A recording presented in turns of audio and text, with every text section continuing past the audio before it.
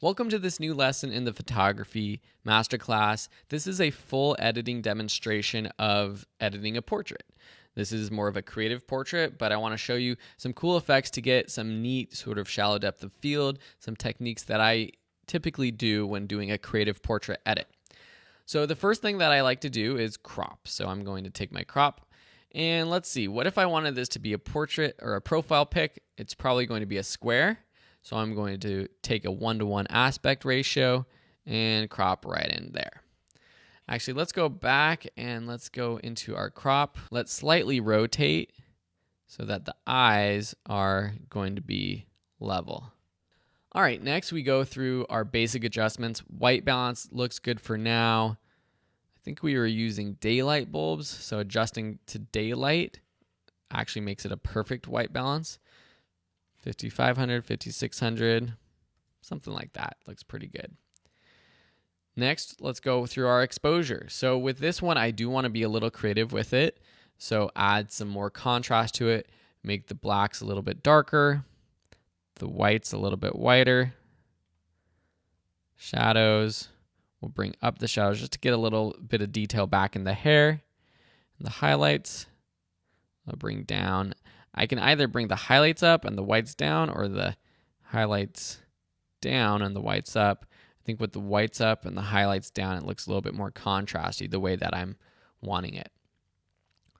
With clarity, vibrance, and saturation, I'm not going to do much. There's not anything I want to increase the saturation of in this photo. I'm going to leave the tone curve for last to see if I want to add any sort of contrast at the end. There's also nothing I want to do with HSL or split toning here.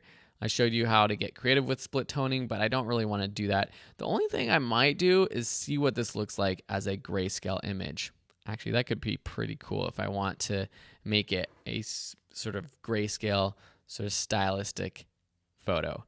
But let me turn that off for now because I'm going to leave it like that, make my other sort of adjustments, and get back to it. One thing I want to do is play with the depth of field.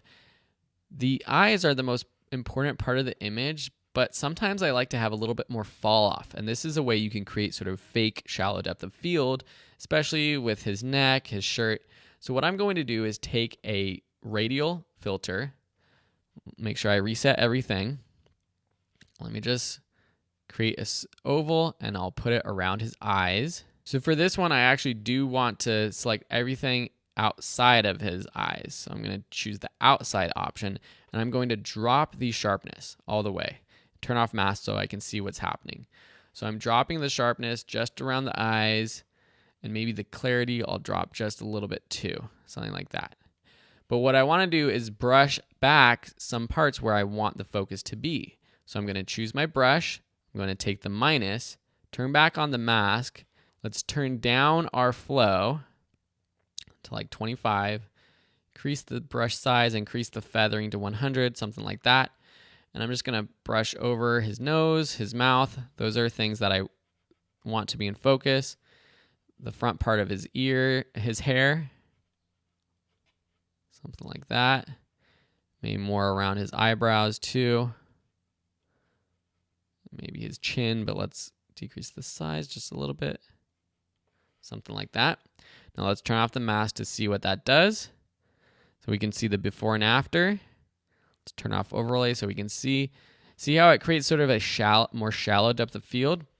Pretty cool, huh? A creative way to do that through editing. Okay, so let's get back to our edit. Now, I think I want to add a little bit more shallow depth of field around his whole head. So I'm going to click the new radial filter brush. We can leave the sharpness and clarity as is. I'm just going to create a circle. It's actually best to go from the middle. Create a circle around his face like so. Let's turn on the mask so we can see. Feathering, let's decrease a little bit. Make it a little wider, a little taller, something like that. So now we're getting even a shallower depth of field for his neck and even his ears, which looks pretty cool. One thing that can look good for skin is to actually decrease the clarity of skin just a little bit so that it softens it up and it gets rid of some of those details. So I'm going to take the adjustment brush, I'm going to make sure that all my settings are reset, except for, clarity is fine, but let me just reset that and turn on mask. And let me just brush over his skin. We'll set the flow a little higher. Same with density. So we're just going to soften up the skin just a little bit. We're not making it out of focus. It's just making it softer. And if we go too much, we can always erase. So let's decrease the size. Erase by holding the Option key. Don't need to get his hair over there. Right there. That looks pretty good. His eyebrows don't necessarily need as well. Okay, so that's looking pretty good. So now with that selection made, let's take our clarity and bring it down. Say like negative 80 or so. If we go undo, before and after, see how it kind of softens the skin just a little bit? Might want to brush in a little bit. Right there. Looks pretty good. All right, so let's make his eyes pop a little bit more. We're going to use the brush again, click New, reset our clarity. We're going to zoom in here a lot. So let's zoom into the eyes so we can really brush in where we want. Take our brush, decrease our size. And I'm really just trying to get in the whites of his eye. Depending on how big your photo is, you might not go down to a brush size 2 when you're editing a photo of someone's eyes. It might be down to 20 and it's the perfect size. Let me just go around here like so. That looks pretty good. All right, turn off the mask. We'll just bring up the whites just a little bit. You don't want to go too far, especially you don't want to do exposure because that starts to look scary, evil Sam, but just the whites a little bit. Now let's click New. I'm going to paint over his pupil and his iris. So let's paint over. Let's turn on mask so I can see what I'm painting. That looks pretty good. Paint over here. And we're just going to bring out some of that color and clarity in his eyes. I'm going to get rid of holding Option to paint off that part down there. Okay, so let's turn off our mask. Here, let's increase the clarity. Let's increase the saturation. And maybe bring up the shadows. Yeah, bring up the shadows. That's good. If you want to change the color of the eye slightly, you can do so with the temperature. Make it more red, green. We're not going to do that, so let's reset that white balance back. But I think that looks pretty good. His eyes pop just a little bit more from before. So let's go ahead and see the before and after. See how his eyes pop just a little bit more? I think they do anyways. You can go a little bit further maybe with that exposure adjustment as well. So now I'm done with those adjustments. So let's go back to our tone curve and see if we want to add a little bit more contrast using the point method. Creating just like a little S curve. When you do that, you start to get a little bit more saturation than I want, because when you increase contrast, the colors become a little bit more saturated. I actually kind of like the image before without that contrast, so I'm just going to select these 2 points and delete them. And then let's go to the grayscale tab, convert to grayscale. See before and after, before and after. You lose all those sort of details and color adjustments we made with the eyes, and everything is a little bit less detailed in the edits we made with grayscale. So I'm going to leave it as colored. The last thing I want to do is add a vignette actually with this image. So let's decrease the vignette slider amount to create a black or dark vignette. Increase the feathering.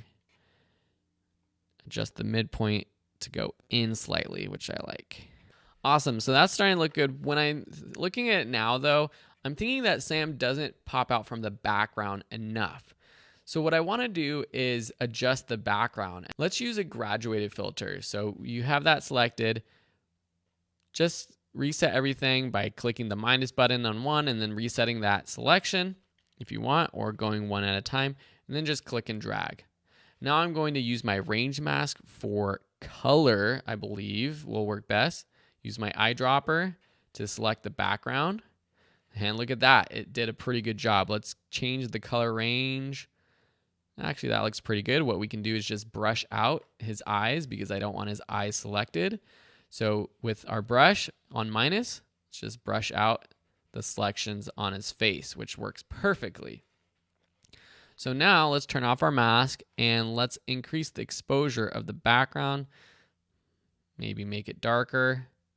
Yeah, I actually like it darker. I thought I was going to make it brighter to make him pop out a little bit more, but I think making it darker looks pretty good.